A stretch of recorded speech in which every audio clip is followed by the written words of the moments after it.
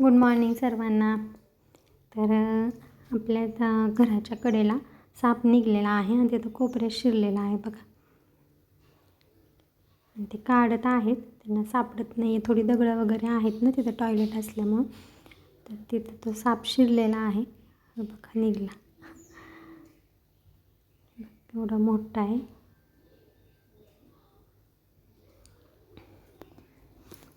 असे चट्टे चट्टे वगैरे होते त्याच्या अंगावरती. आणि त्याला धुण्यासाठी, थंड करण्यासाठी कॉकला नेलेला आहे पाणी अंगावरती टाकायला त्याच्या. किती वळवळ करतोय.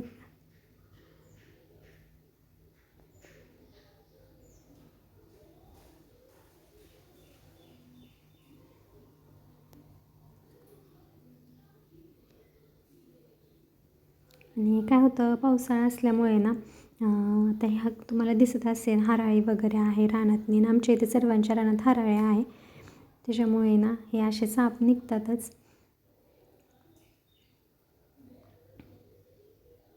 बघू शकता कसं आहे, पट्ट्या पट्ट्या वगैरे आहेत त्याच्या अंगावरती. पण ते पकडणारे म्हणले की बिनविषारी आहे हा, कसलंही असलं तरी तो सापच आहे. बघू शकता कसं धरलं आहे त्यांनी हातात.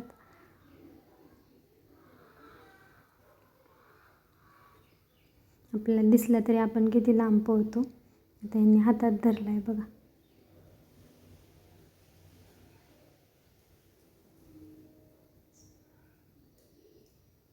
कसं काय पकडलं आहे.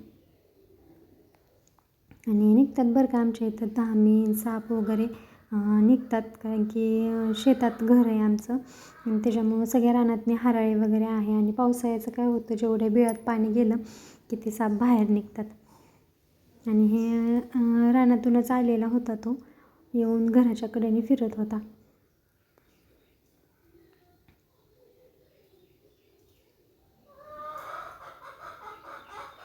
कसं करतोय. एक बरणी घेतली, त्याला बिळं पाडतायत ते अगरबत्तीने. त्याला श्वास घ्यायला यावा ना टोपण लागल्यावरती बरणीचं. आणि आमच्या इथलेच आहेत बरं का पकडणारे, लासूरण्याचे आहेत. 15 मिनटाचा रस्ता आहे येण्यासाठी. तिथनं बोलवून घेतला आम्ही. कसं अंग आकडून धरतोय बघा.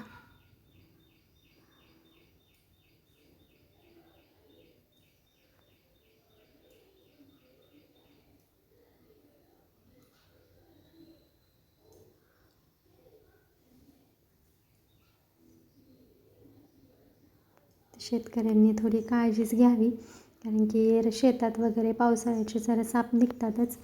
कारण की ते तरी कुठं जाणार ना, त्याच्यामुळं बिळं वगैरे पाणी गेल्यावर ते बाहेर निघतातच. फक्त आपण ते बी स्वतःची काळजी घ्यावी फक्त.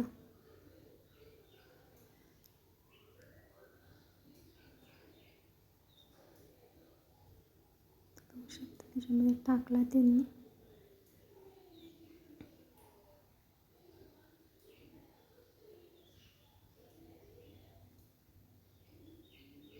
कसं दिसतोय बघा. तर शेतकरी मित्रांनो, तुम्ही काळजी घ्या आपल्या घराच्या कडेने वगैरे. लक्ष ठेवत जा, संध्याकाळचे पण निघतात असे साप. आमच्या इथं मागच्या वर्षी खूप निघायचे अशी छोटी छोटी पिल्लं, पण त्याच्यातलंच एक राहिलेलं असेल बघा. एवढं मोठं झाले असेच निघायचे.